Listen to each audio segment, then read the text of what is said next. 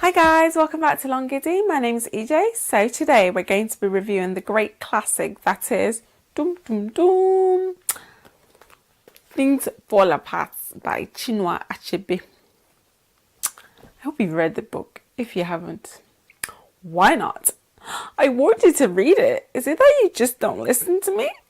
I'm so hurt. Hurt, I tell you. But I'll get over it. So, if this book were a man, I would accept his marriage proposal because it's nice, warm, fuzzy, and gives me everything I need and want from a book, that is. So what I love about this book is the ilulus. So if you watch my last vlog, you would know I'm like all about the ilulus. So ilulus are like proverbs. Like, why speak in normal terms when you can just speak a great proverb? Like, probably the most famous Igbo proverb is translated into what an elder can see laying down on the floor, a child can never see on the tallest of Iroquois trees. So there's a puzzle for you.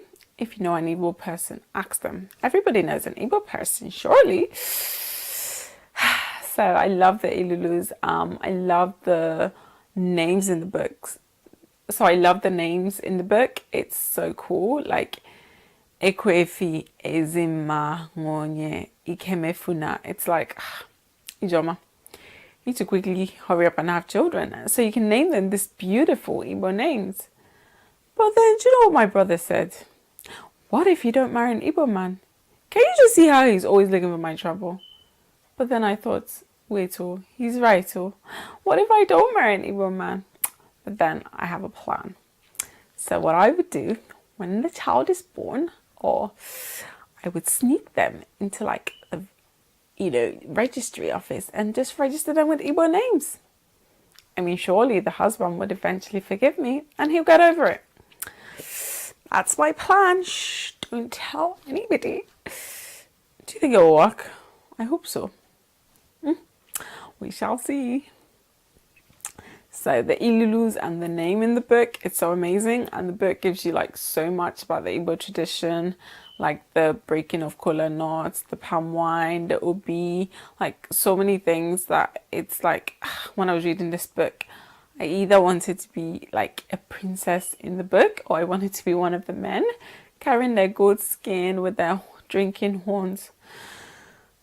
Can someone please buy me goat skin or drinking horn? I mean, I'm sure I could make it work. Yeah, I really want one. Makes me dream of the village. I love village life. Tying rapa, chewing atlo, eating ube.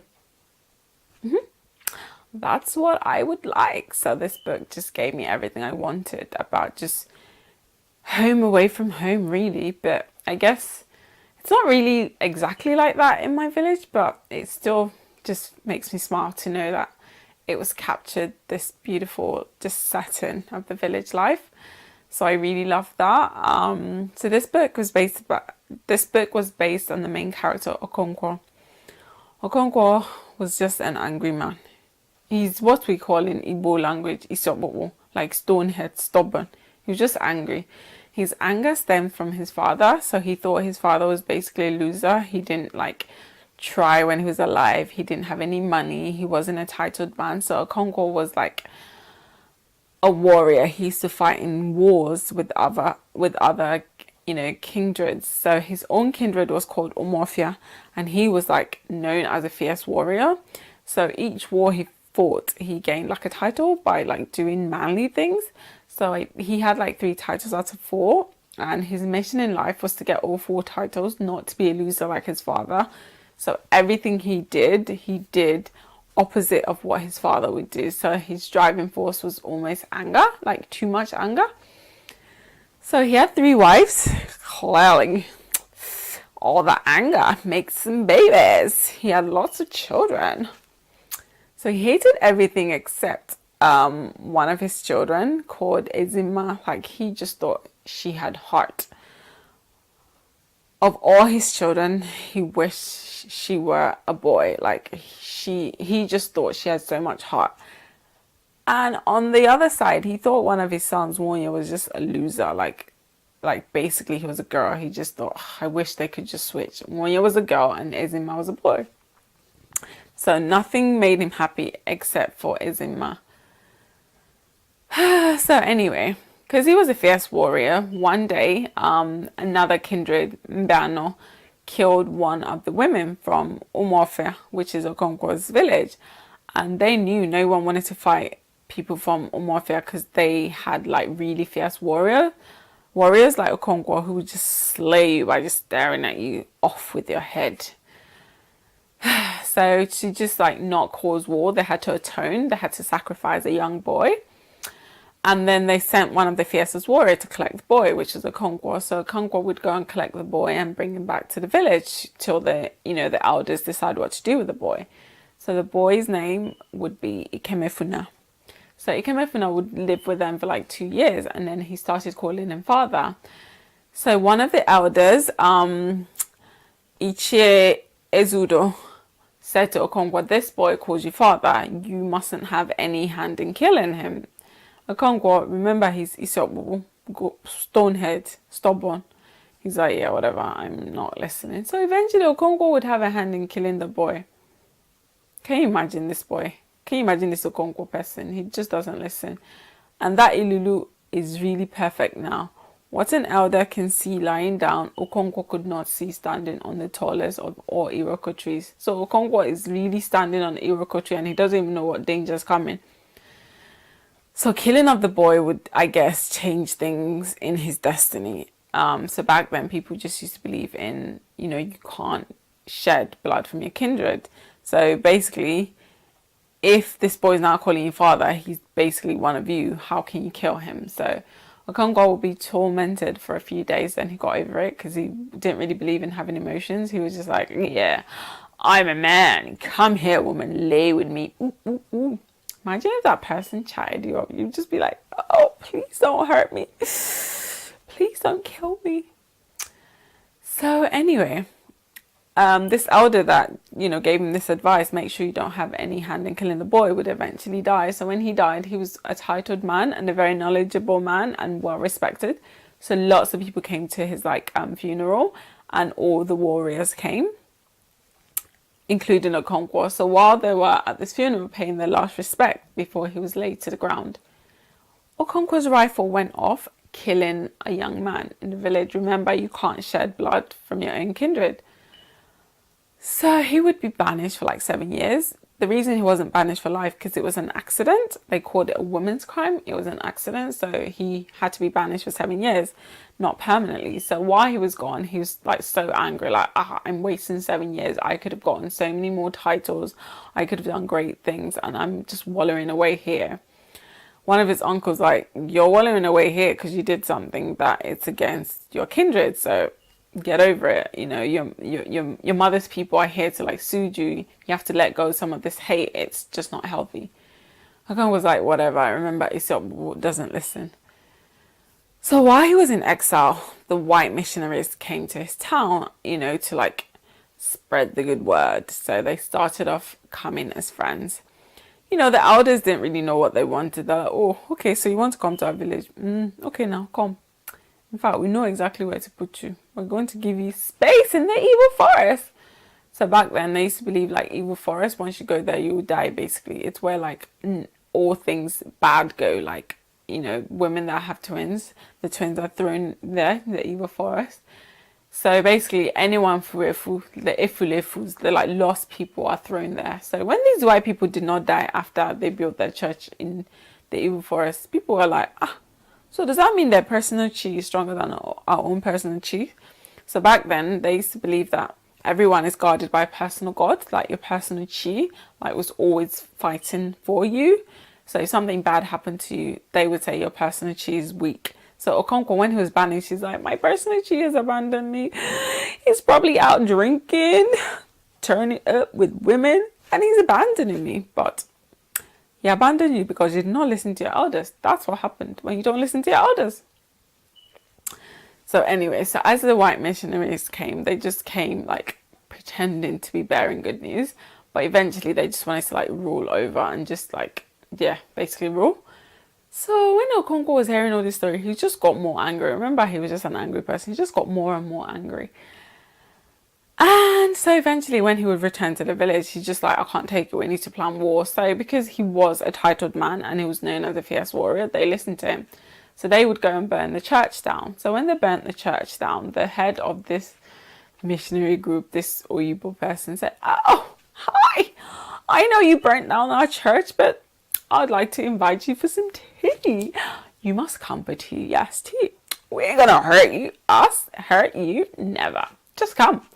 So obviously the people from Okonkwo's village knew like it wasn't going to be just talk. It might turn to war. So they were quite armed. They carried as much arm as they could. But when they got there to like the courthouse or wherever the courthouse or the church house or whatever, the soldiers from the church and the army overpowered them, obviously. So 7 against lots of people. So they were eventually imprisoned and their heads were shaved. They were like flogged, really humiliated. You can't flog and shave the heads of titled men. It's just not done. Oh, but arrow, it is an abomination. So when Okonkwo, came out, he's like, so these people want to humiliate me, Okonkwo the Great. Hey, titled man like me. Okay, man, it cannot happen. So Okonkwo now planned for another meeting in the village square. He got like hundreds and thousands of men to come out and just say, listen, we need to like just get these white people out once or forever. While they were having this meeting, these stupid other people, efulefus, like traitors. They were once villagers from the kindred and now they've joined the white people. The court jesters come in and say, listen, this meeting must stop. Okonkwo was like, on whose order? You know what this stupid court jester says? Oh, on our master's order. Can you just see? Their master, the Oyibo, that just came to your village and ruined everything. Anyway. So Okonkwo, he's not a man of many words. He just took his knife and off with his head. As he was killing the other one, the rest of its village men just didn't even participate. So the other court jesters ran away and obviously went to tell what happened. As soon as Okonkwo saw that nobody intervened, like nobody tried to kill the other people, he knew he was all by himself. He just thought, things ain't gonna end well for me. So, eventually the next day or whenever, the court marshals will come look for him. And his wife and friend said, oh, we'll take you to him, don't worry. So they didn't really understand what was happening. They're like, yeah, we'll take you to him. So they led them into like the backyard, past his little like forest or whatever, and then that's when they saw Okonkwo hanging on the tree, hanging off a tree. He committed suicide. So that part, Chinua Achebe, I don't like that part. If I rewrite this book, in fact I want to rewrite this book, that's not the ending Okonkwo will get. Okonkwo will get a fierce ending. He'll just be riding and shooting and just be like, whoa, child. So can you just see? It's just Okonkwo's anger that got him so heated up. I mean, he could have just made sure his people were with him before he took such a drastic decision and just off with his head. I mean, yeah, so rage really became his downfall. And then his friend was like, oh, can you just see this titled man? He had so many titles, you just reduced him to nothing. The court gesture was like, whatever. And then the stupid missionary man was like, oh, I'm going to write such a tale about you Africans and this warrior who killed himself. Can you just see? You came to someone's village, ruined their village, now you've ruined his life and you're happy a bit.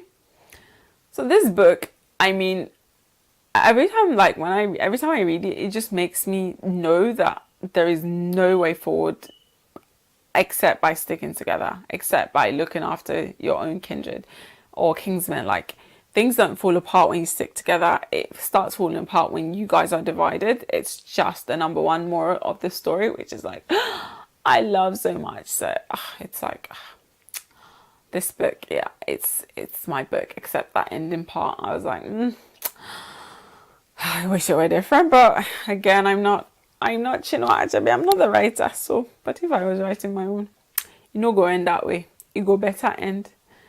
So that's it for the review. A great book. You must read. Read it now. It's like, come on. It's really quick, easy, fun. Like, it's like amazing. You get to learn so much about the Igbo culture. I mean, I know you'd love to learn more. Yeah. Oh, I might even start doing some Igbo lessons. Yeah.